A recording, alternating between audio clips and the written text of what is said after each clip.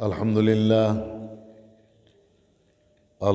لله رب العالمين خالق السماوات والأرضين والعاقبة للمتقين الصلاة والسلام على من كان نبيا وآدم بين الماء والطين أعوذ بالله من الشيطان الرجيم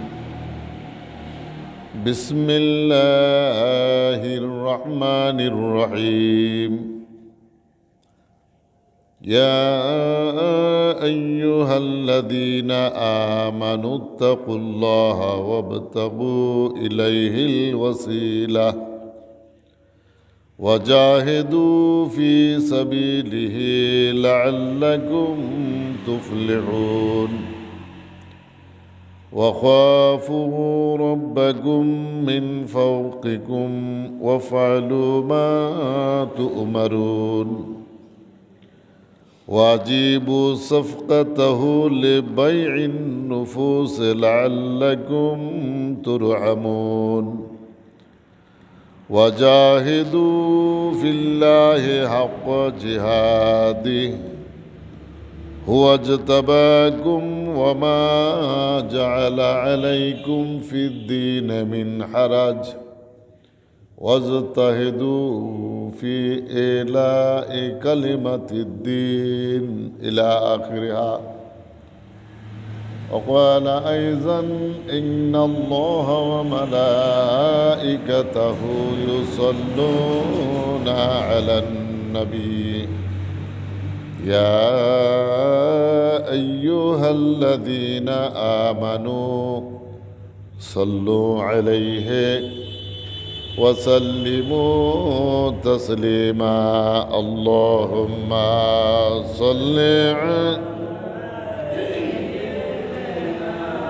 مولانا محمد وعلى آل سيدنا مولانا محمد اللهم صل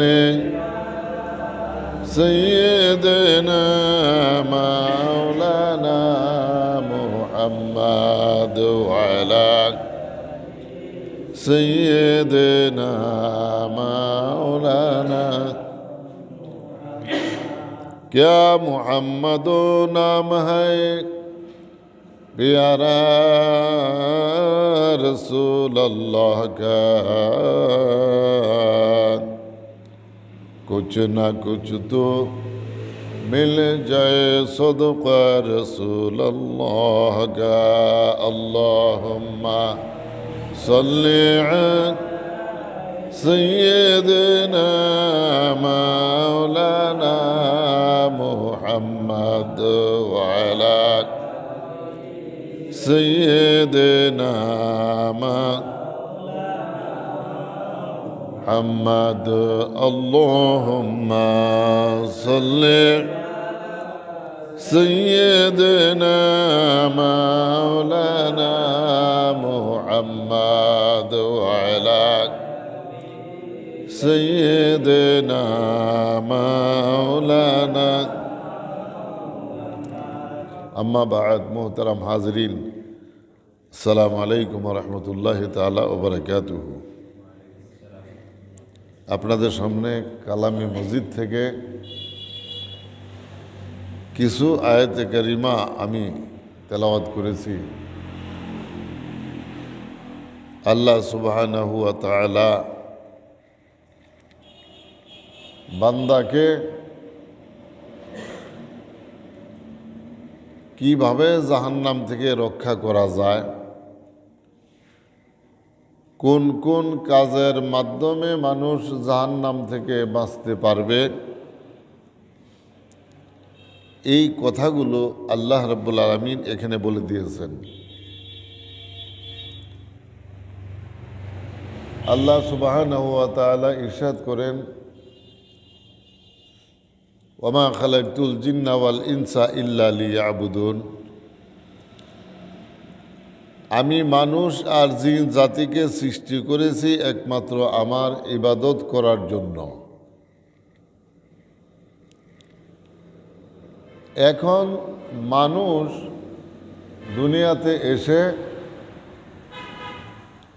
আল্লাহর ইবাদত এর বাহিরে আরও অনেক কিছু করে থাকে। আল্লাহ রাব্বুল আলামিন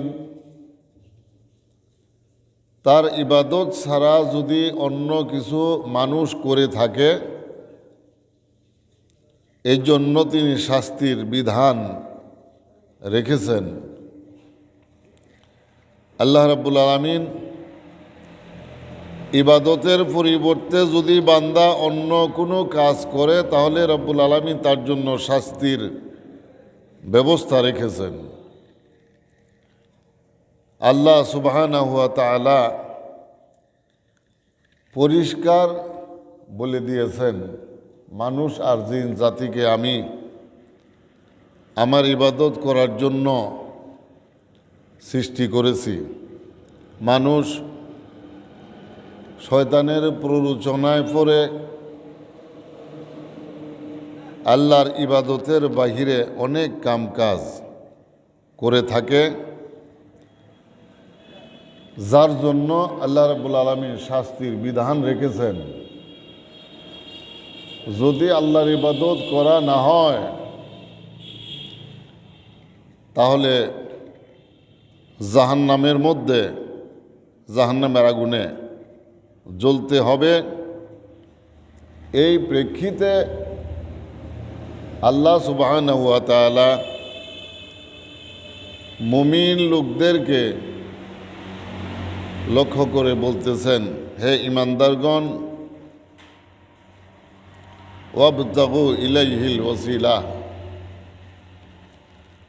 তোমরা আল্লাহ সুবহানাহু ওয়া তাআলার দরবারে উসিলা তালাশ করো। এবং কি ধরনের উসিলা তালাশ করতে হবে,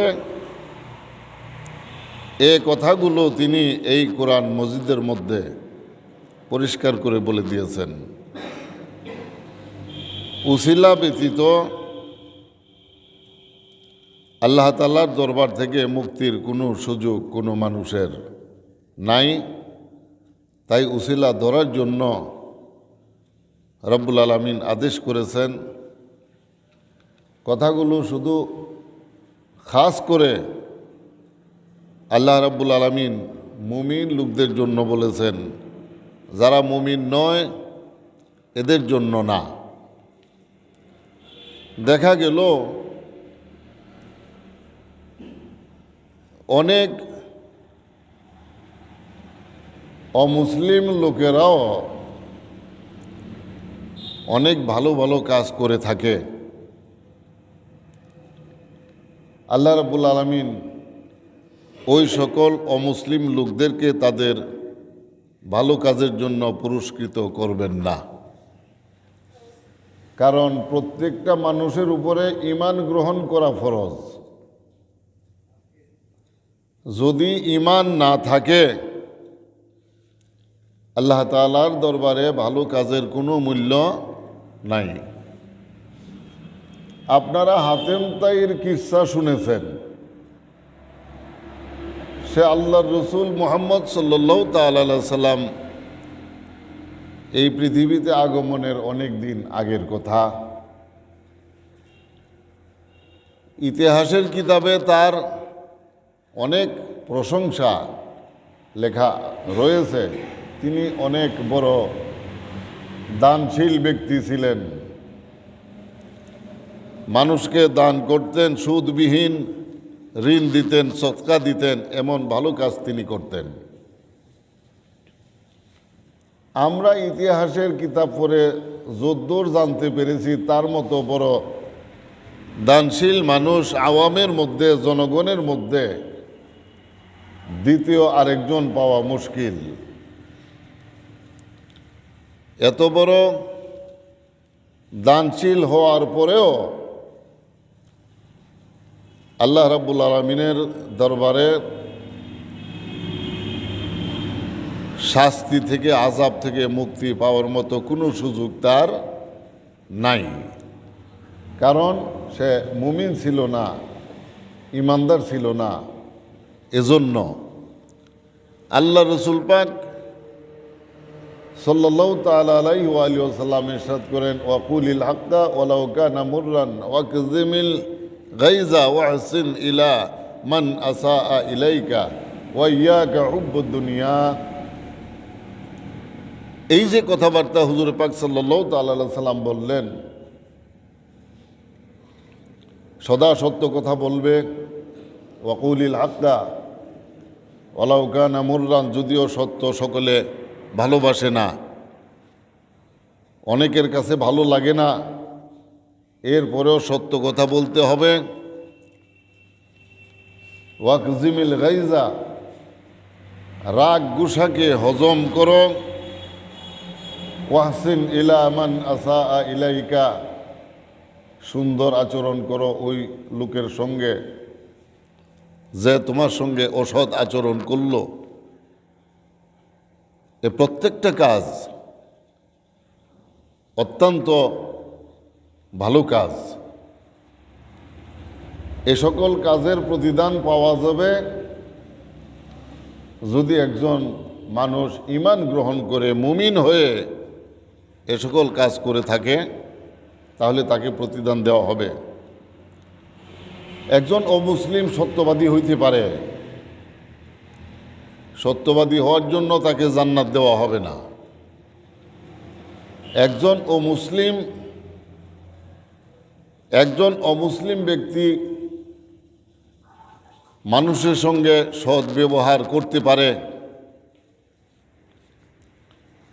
এই সৎ ব্যবহার করার কারণে তাকে জান্নাত দেওয়া হবে না। শুধুমাত্র মুমিন না হওয়ার কারণে। এই প্রেক্ষিতে আল্লাহ সুবহানাহু ওয়া তাআলা এই কথাগুলো বলে দিয়েছেন। আল্লাহ তাআলার দরবারে তোমরা উসিলা তালাশ করো, আর উসিলা হচ্ছে এগুলো যেগুলো নবী মুহাম্মদ রাসূলুল্লাহ সাল্লাল্লাহু তাআলা আলাইহি সাল্লাম ইরশাদ করেছেন। এ সকলের উসিলা আল্লাহ তাআলার দরবারে ধরতে হবে। ঈমান গ্রহণ করার পর قال رسول الله صلى الله تعالى عليه وآله وسلم يا معاذ إذا عملت سيئة فاعمل بذنبها حسنة السر والعلانية। معاذ رضي الله تعالى عنه के রাসূলুল্লাহ সাল্লাল্লাহু তাআলা আলাইহি ওয়া সাল্লাম আদেশ করতেছেন, যখন তুমি কোনো গুনার কাজ করে ফেলবে, ফামাল বিযামবিহা হাসানাতাস সিররি ওয়াল আলানিয়াহ, এই গুনার পরিবর্তে সঙ্গে সঙ্গে তুমি একটি সবের কাজ করে ফেলবে, সেটা জাহিরি হোক আর বাতিনি হোক। জাহিরি সব কেমন? তরুণ 2 রাকাত নামাজ পড়লাম, একটা বিচার সালিশের মধ্যে সুন্দর ফয়সালা দিয়ে দিলাম। আর বাতিনি সবের কাজ হলো একজন অভাবগ্রস্ত মানুষের অভাব দূর করে দিলাম, ঋণগ্রস্ত ব্যক্তির ঋণ শোধ করার ব্যবস্থা করে দিলাম। আর এগুলো মানুষকে দেখানোর জন্য নয়, রব্বুল আলামিনের সন্তুষ্টির জন্যে। ফামাল বিযামবিহা হাসানাতাস সিররি ওয়াল আলানিয়া। কালা ইয়া রাসূলুল্লাহ জিদনি, তিনি আরেকবার আরজ করলেন, ইয়া রাসূলুল্লাহ আমাকে আরও কিছু উপদেশ দান করুন। আল্লাহ রসুল পাক সাল্লাল্লাহু তাআলা আলাইহি সাল্লাম বললেন, সল্লে সলাতা মুআদ্দিন কান্নাহা আখিরু সলাতিকা মিনাদ দুনিয়া। তুমি যখন নামাজ পড়বে নামাজটা এমনভাবে পড়বে মনে করতে হবে যে আজকের এই ওয়াক্তের নামাজ আমার জীবনের শেষ নামাজ।